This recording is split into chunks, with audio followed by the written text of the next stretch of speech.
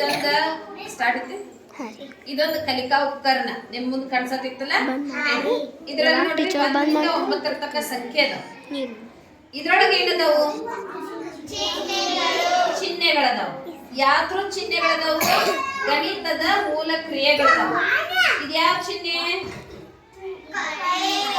ಅದಕ್ಕೇನಂತೀವಿ ನಾವ? ವ್ಯವಕಲನ. ಇದೇನ? ಇದೇನ? ಇದೇನ? ಇನ್ನು ಇಲ್ಲಿಯೂ ಕೂಡ ಚಿಹ್ನೆಗಳದಾವ. ಇವ್ಯಾವ ಚಿಹ್ನೆಗಳು? ಸಮ, ಚಿಕ್ಕದು, ದೊಡ್ಡದು, ಚಿಕ್ಕದು, ದೊಡ್ಡದು. ಈಗ ನಾನು 2 ಸಂಖ್ಯೆಗಳನ್ನ ತಗೋತೇನೆ. ಈಗ 3 ಮತ್ತು 8 ಐತಿ. ಇದ್ರಲ್ಲಿ ಯಾವ ದೊಡ್ಡದೈತಿ, ಯಾವ ಚಿಕ್ಕದೈತಿ? 2 ಭಾಗಗಳಲ್ಲಿ ಇರುವಂತದ್ದು ದೊಡ್ಡದನ್ನು ಸೂಚಿಸ್ತೈತಿ. ಒಂದೇ ಭಾಗ ಇರುವಂತದ್ದು ಏನಾಗ್ತೈತಿ? ಚಿಕ್ಕದನ್ನ ಸೂಚಿಸ್ತೈತಿ.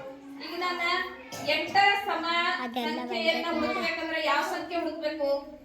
8ರ ಸಮ ಸಂಖ್ಯೆ ಯಾವುದು?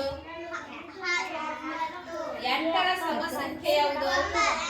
8ರ ಸಮ ಸಂಖ್ಯೆ 8ರ ಸಮ ಸಂಖ್ಯೆ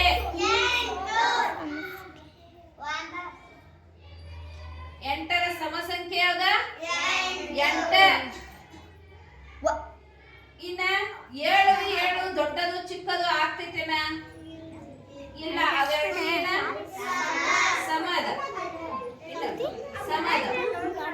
ಇದು ಈ ಒಂದು ಕಲಿಕಾ ಉಪಕರಣ ಸಂಖ್ಯೆಗಳನ್ನ ಗುರುತಿಸುವುದು, ಸಂಕಲನ, ವ್ಯವಕಲನ, ಗಣಿತದ ಮೂಲ ಕ್ರಿಯೆಗಳು, ಆಮೇಲೆ ಚಿಕ್ಕದು, ದೊಡ್ಡದು ಮತ್ತು ಸಮ ಚಿಹ್ನೆಯನ್ನ ಗುರುತಿಸಲಿಕ್ಕೆ ಈ ಒಂದು ಉಪಕರಣವನ್ನ ನಾವು ಬಳಸ್ತೀವಿ.